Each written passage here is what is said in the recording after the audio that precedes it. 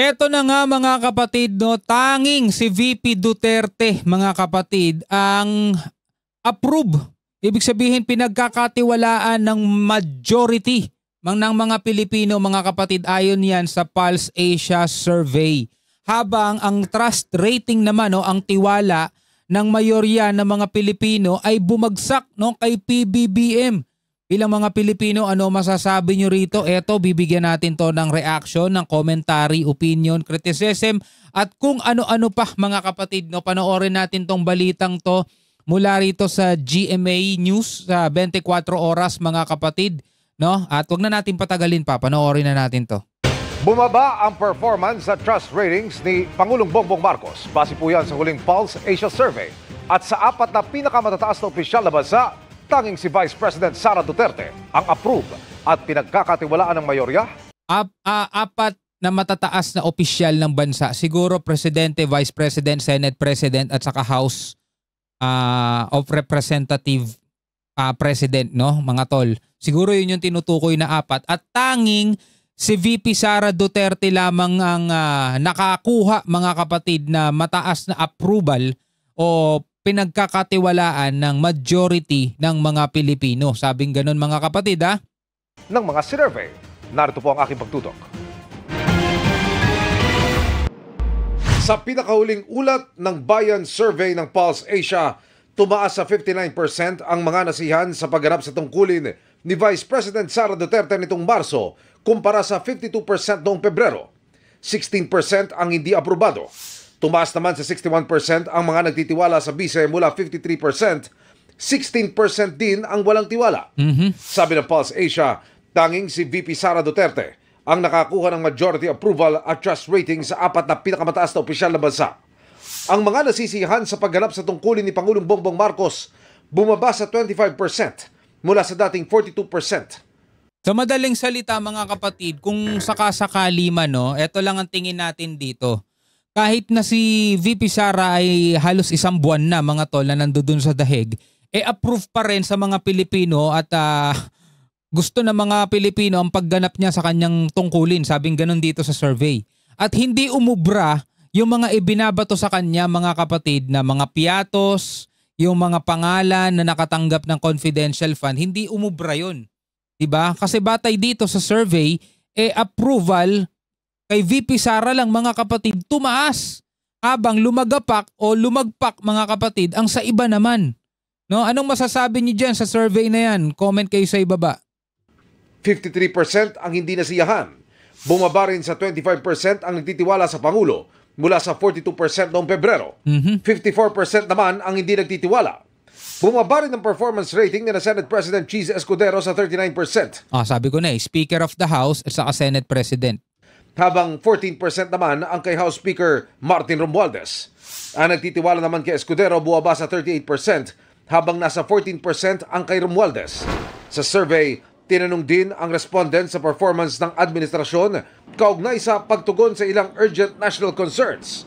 Pinakamarami ang hindi nasiyahan sa aksyon ng gobyerno sa pagkontrol ng inflation sa 79%. Sinundan yan ng paglaban sa graft and corruption, kriminalidad, pagbawas ng kahirapan at aumento sa sahod. Siguro mataas na impact din dito mga kapatid yung about nga dun sa naging issue sa national budget, 'di ba? Naging malaki siguro impact diyan dahil nakita naman natin mga kapatid maraming natapyasan ng pondo na ilagay sa mga na-allocate sa ibang mga bagay na hindi naman ganun ka-importante, 'di ba? Yung DepEd, kinaltasan nila yung PhilHealth, inilipat yung pondo o hindi binigyan ng pondo. Alam niyo yun, yung mga issue tungkol doon sa mga sa mga budget issues na yan mga tol. Tapos ngayon, 'di ba yung sa Supreme Court dinidinig mayroon silang oral argument diyan tungkol nga sa paglipat ng pondo ng PhilHealth mga kapatid pabalik doon sa ako sa dinala, kalimutan ko saan dinala. 'Di ba siguro malaking impact din 'yun mga kapatid, no? Dito sa nangyaring dito paglagapak ng trust rating ni PBBM mga kapatid. Paliwanag ng Pulse Asia, maaring nagpababa ng trust rating ng Pangulo ang kaguluhan sa politika at hindi mabisang pagtugon sa mga mahalagang issue o problema ng mamamayan. Ang pag-angat naman ng approval at trust rating ng BICE, posibleng may kinalaman umano sa pag-aresto kay dating Pangulong Rodrigo Duterte noong March 11. Isinagawa ang survey nitong March 23 hanggang 29 sa 2,400 Filipino adults na walang nagpakomisyon. May margin of error ito na plus or minus 2%. Alright, so mga kapatid, eto naman. Ang sabi naman ng ate ni PBBM na si Senator Amy Marcos, ang administrasyon daw ni PBBM ay wala na sa tamang landas. Nalilihis na ang landas ng administrasyon, mga tol. Ayon yan kay Senator Amy Marcos, tila mas nakatuon na ngayon si Pangulong Bongbong Marcos Jr. sa politika kaysa magbigay solusyon sa mga problema ng bansa. Yan ang sabi rito mga kapatid. Panoorin naman natin to mula sa UNTV News mga tol. Ano masasabi nyo? Tulad ng kanina, kailangan ninyo magbigay din ng komentaryo at opinion sa comment section sa ibaba. Hindi na tama ang landas ng administrasyon. Nanghihinayang talaga ako, para sa akin, malaking trahedya sa amin to. Nakatuon sa paghihiganti sa politika. Ganyan ang pananaw ni Senator Amy Marcos sa kasalukuyang takbo ng administrasyon ng kanyang kapatid na si Pangulong Ferdinand Bongbong Marcos Jr. Ayon sa senadora, tila lihis na ang landas ng administrasyon dahil sa halip na solusyon sa kahirapan ang unahin, politika ang pinagtutuunan ng pansin. Kaugnay ito ng ginawang paghuli kay dating Pangulong Rodrigo Roa Duterte at mga naging reaksyon ng administrasyon sa investigasyon sa Senado na dinaluhan ng mga miyembro ng gabinete. Ayon kay Senator Amy, sa 3 taon na pamumuno ni PBBM, hindi anya natupad ang mga pangako sa mga proyektong pang-infrastruktura, agrikultura, murang pagkain at pagbibigay ng trabaho. Apakaswerte na naming pamilya, binigyan kami ng pagkakataon. Hirap talagang tuparin mga kapatid, no? Halimbawa ilagay ka, wag ng presidente. Wag ng presidente, sabihin na lang nating ilalagay ka bilang bagong manager o supervisor sa isang kumpanya, di ba? Tapos napakarami sa paligid mo, sinisiraan ka, hinihila ka pababa, iniistorbo ka, sinisira yung diskarte mo mga tol. Hanggang sa napikon ka, pinagtitira mo na silang lahat mga kapatid. Wala ka talagang matatapos, wala ka talagang matutupad. Tapos samahan pa natin mga tol, di ba? Napakarami mga kapatid ang nasa palibot ni PBBM na ako sa tingin ko talaga mga kapatid, isa sa humihila sa kanya pababa. Sa tingin ko lang napakaraming mga nakapalibot sa kanya, mga inilagay niya sa posisyon, mga tolang humihila sa kanya pababa mga kapatid. No? Paala na lang kayo, nakikita nyo naman kung sino-sino yung mga yun. Siyempre damay na siya doon mga tol, siya presidente. May kakayanan siya para dinggin ang mga panawagan ng mga taong bayan. Tanggalin mo yan kung kinakailangan. Ano naman kung kaibigan, kamag-anak o kung sino man yan, di ba? Kung nakakasira yan sa imahe mo, bakit nananatili pa rin dyan, di ba? So, ayun nga mga kapatid, humihila sa kanya pababa. Pero again mga kapatid, tulad nga ng sinasabi ko sa inyo, ay hindi tayo dapat nakatingin sa politika. Kung gusto nating umasenso sa buhay na to, kung gusto natin talagang may magbago sa atin, hindi kayo dapat mag-intay sa ibibigay ng mga politiko. Diba? Wala kahit kailanman sa history ng Pilipinas, mga tol, na pinayaman tayo, pinaginhawa tayo ng mga nakaupo. May mga umasenso sa buhay na to dahil sa kanilang sariling pagsisikap. At siguro tulang na rin yun mga kapatid ng Panginoong Diyos. Pero syempre, nasa Diyos ang awa, nasa tao gawa Diba? Kahit kaawaan ka ng Diyos, pero kung talagang tamad ka, ayaw mong kumilos at nakatutok ka lang sa pwedeng ibigay ng gobyerno, walang mangyayari sa'yo. Diba? Ang dami nating mga kakilala, ang dami nating mga napapanood, mga personalidad na wala naman dati. Ngayon, umasenso na sila sa buhay. Magkaiba ba tayo ng presidente? Diba? Presidente mo, presidente rin naman niya yun . Magkaiba kayo ng bansa. Nasa Pilipinas din siya . Ba't siya nagawa niyang umasenso? Pwede ba nating sabihin suminerte lang siya? Hindi, trinabaho niya yun. Diba? Tuloy natin to. Taon ulit na makabalik at linawin ang tunay na legacy ika nga ng aking ama. Ngayon, parang nasasayangan ako dahil eto nga 3 taon na nauubos ang panahon sa politika, sa paghihigante, pakikiaway. Sa ngayon anya, Politika rin naman kasi itong ginagawa ni Senator Amy. Diba? Pwede naman niyang kausapin yung kapatid niya eh. Kung ayaw ba siya pansinin ng kapatid niya, di siya lumapit talaga, hindi yung ganito pa aabutin, diba? Kasi mga tol, pag inilalabas na sa public, yung mga ganitong klaseng problema, sira pamilya niyo eh. Diba? Kumbaga parang ka nagbaburn ng bridge. Alam mo yun? Nagbaburn ka ng bridge. hindi sila nakakapag-usap ni PBBM dahil umano sa mga taong nakapaligid dito sa Malacanang. Sa snake pit, kung sino lumalapit, kanya-kanyang agenda. Hindi naman masaya yung ganon na may humahadlang, na may humaharang, na hindi na kami nakakapag-usap ng maayos. At kung tutuusin, pamilya pa rin kami, politika lang to. Sa press briefing ng Malacanang kanina, napag-usapan naman ang campaign advertisement na inilabas ni Senator Amy kagabi. Tinawag ni Palace Press Officer Undersecretary Claire Castro na fake news ang laman nito dahil hindi anya sumasalamin sa mga kasalukuyang datos ng kagutuman. Hindi po nais ng ating Pangulo na magitong klaseng mga negatibo na pangangampanya. Lalong-lalo na po kung ito ay fake. Hindi naman fake news yun.